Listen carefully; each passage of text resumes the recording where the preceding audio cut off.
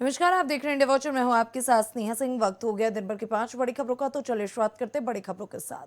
पश्चिम बंगाल चुनाव के बीच प्रधानमंत्री नरेंद्र मोदी ने टीएमसी पर बड़ा राजनीतिक हमला बोला। जनसभा को संबोधित करते हुए पीएम मोदी ने दावा किया कि राज्य में टीएमसी के विधायकों, मंत्रियों और सिंडिकेट के खिलाफ जनता में भारी गुस्सा है। आगे सुनिए उन्होंने क्या कुछ कहा।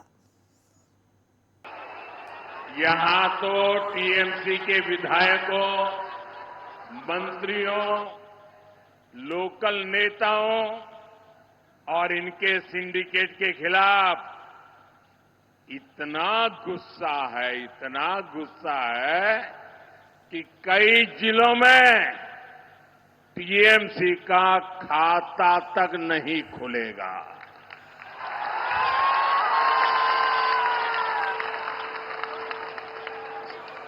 मैं बिल्कुल विश्वास से कहता हूं, मैंने इस बार बंगाल में बहुत दौरा किया है और जो उत्साह देखा है, माताओं बहनों में जो जुनून देखा है, और इसलिए तृणमूलेर जावा निश्चितो, तृणमूलेर जावा निश्चित।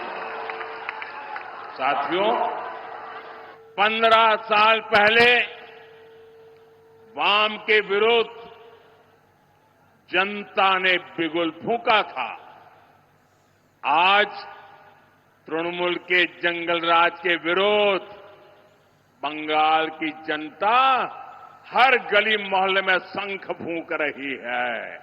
जनता जनार्दन मैदान में है। ये चुनाव हम लोग नहीं लड़ रहे हैं, न मोदी लड़ रहा है, न मेरे साथी लड़ रहे हैं। इस बार बंगाल का चुनाव बंगाल की जनता जनार्दन लड़ रही है। चुनाव का नेतृत्व बंगाल की जनता जनार्दन के हाथ में है।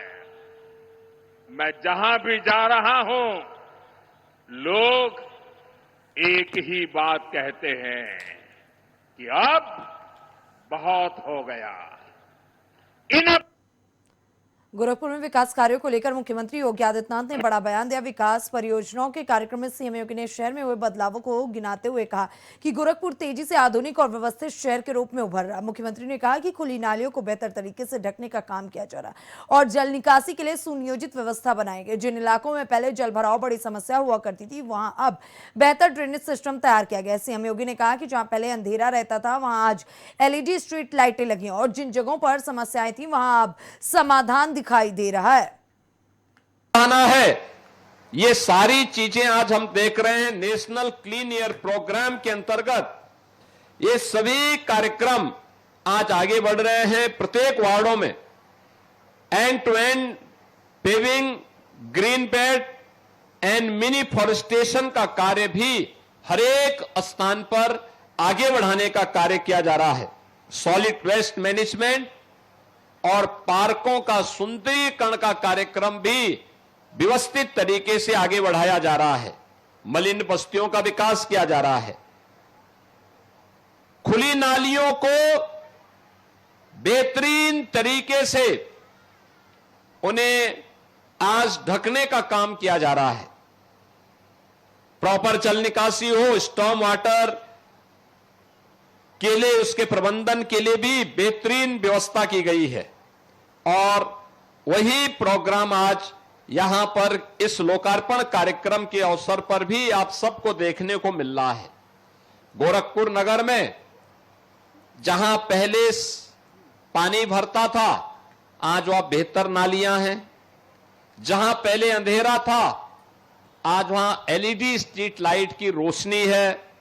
जहां पहले समस्या थी, आज वहां पर गोरखपुर महानगर ने समाधान दिया है। उत्तराखंड के मुख्यमंत्री पुष्कर सिंह धामी ने एम्स ऋषिकेश के कार्यक्रम में संबोधन के दौरान संस्थान की उपलब्धियों और स्वास्थ्य सेवाओं की सराहना की। मुख्यमंत्री ने कहा कि एक और 386 छात्रों को डिग्रियां प्रदान की जा रही है, वहीं मेधावी छात्रों को गोल्ड, सिल्वर और ब्रॉन्ज मेडल देकर सम्मानित किया जा रहा है। उन्होंने इसे युवाओं के लिए प्रेरणादायक क्षण बताया। पुष्कर सिंह धामी ने एम्स ऋषिकेश को स्वास्थ्य मंदिर बताते हुए कहा कि यह संस्थान आधुनिक इलाज ही नहीं बल्कि सेवा, संवेदना, सहानुभूति और समरसत्ता का भी केंद्र है। मेरे युवा साथियों, जैसा अभी मंत्री जी ने भी बहुत संक्षिप्त में लेकिन बहुत आप सबके सामने बहुत ही महत्वपूर्ण बात करी। आज का दिन आप सबके जीवन में एक नए अध्याय की शुरुआत का ये महत्वपूर्ण अवसर है। बहुत सारे लोग ये भी सोच सकते हैं कि हमको डिग्री मिल गई और हमारा काम आज पूरा हो गया। आज का काम आज पूरा नहीं हुआ, बल्कि आज से आपका काम शुरू हो रहा है और अधिक जिम्मेदारी का काम। आप सभी ने चिकित्सा जैसे पवित्र और चुनौतीपूर्ण क्षेत्र को चुना है, जो एक केवल पेशा नहीं है, बल्कि एक मानवता की सेवा का सर्वोच्च माध्यम है। इसलिए आपको इस महान दायित्व का निर्वहन निरंतर पूरी निष्ठा के साथ, पूरी सेवा के साथ, संवेदनशीलता और करुणा के साथ करना होगा। मैं आशा करता हूं आप अपने ज्ञान के द्वारा, अपने कौशल के द्वारा न केवल रोगों का उपचार करेंगे, बल्कि स्वास्थ्य सेवाओं को और उनकी गुणवत्ता को ऊंचाइयों पर ले जाने पर आप महत्वपूर्ण भूमिका भी निभाएंगे। भाइयों बहनों, उत्तराखंड राज्य निर्माण का स्वप्न साकार करने वाले हमारे पूर्व प्रधानमंत्री श्रद्धेय अटल बिहारी वाजपेयी जी द्वारा प्रदेश को प्रदान की गई ऋषिकेश रूपी एम्स, ये दिव्य संजीवनी आज हमारे राज्य के लिए एक ऐसे जीवन रक्षक केंद्र के रूप में स्थापित हो चुकी है।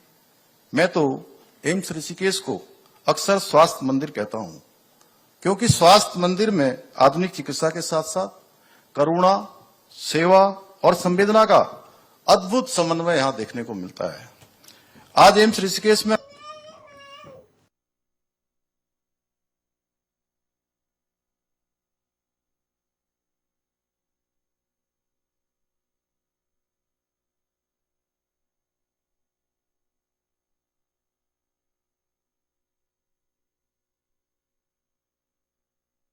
कांग्रेस अध्यक्ष मल्लिकार्जुन खड़गे के बयान को लेकर सियासी घमासान तेज हो गया।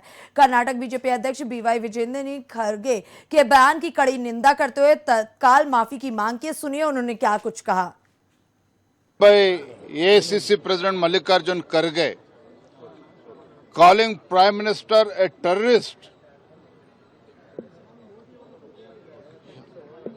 is absolutely wrong on the part of Mallikarjun Kharge. We strongly condemn this statement. We demand that Mallikarjun Kharge should seek apology immediately without any further delay. I really understand the situation of the Congress party as well as AICC President Mallikarjun Kharge. I really feel pity about Mallikarjun Kharge ji. But the fact is, they are not able to tolerate the popularity of the Prime Minister Narendra Modi ji. More than 25 countries has given the highest civilian awards to Honorable Prime Minister Narendra Modi ji.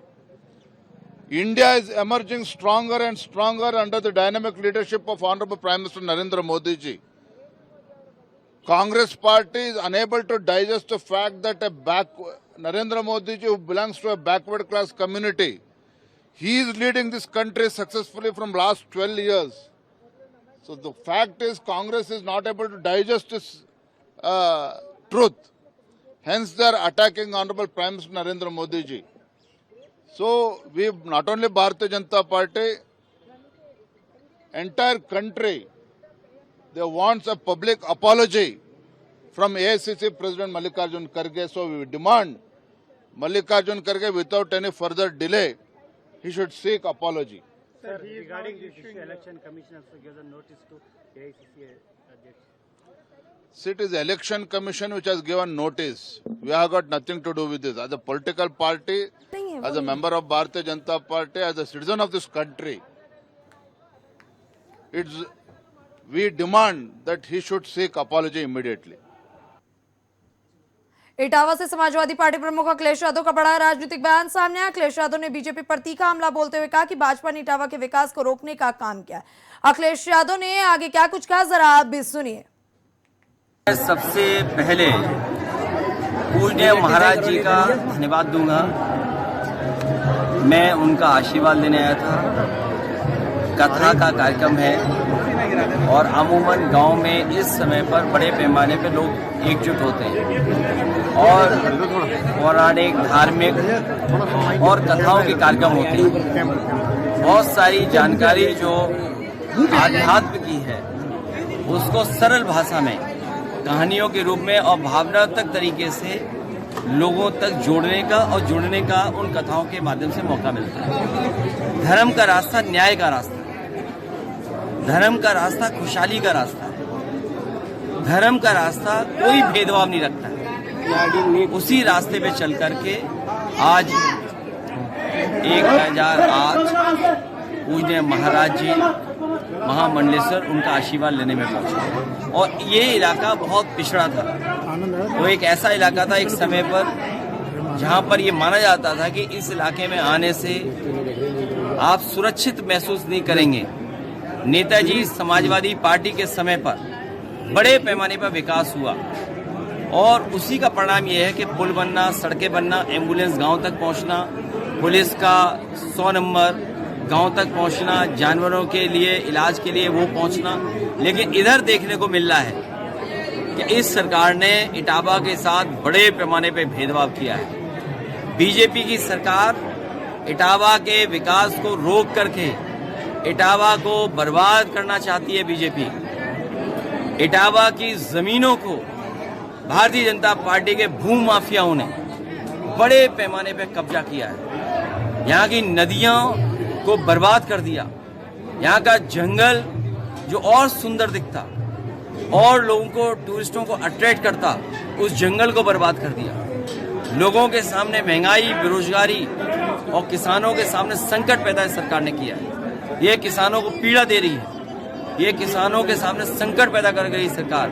आने वाले समय में हम सब मिलकर के इस Bharatiya Janata party को हमेशा हमेशा के लिए हटाएंगे। बंगाल और तमिलनाडु में आज वोटिंग हो रही है, बड़े पैमाने पर वहाँ लोग वोट कर रहे हैं। ऐतिहासिक हार की तरफ भारतीय जनता पार्टी जा रही है। अच्छा सर, केंद्र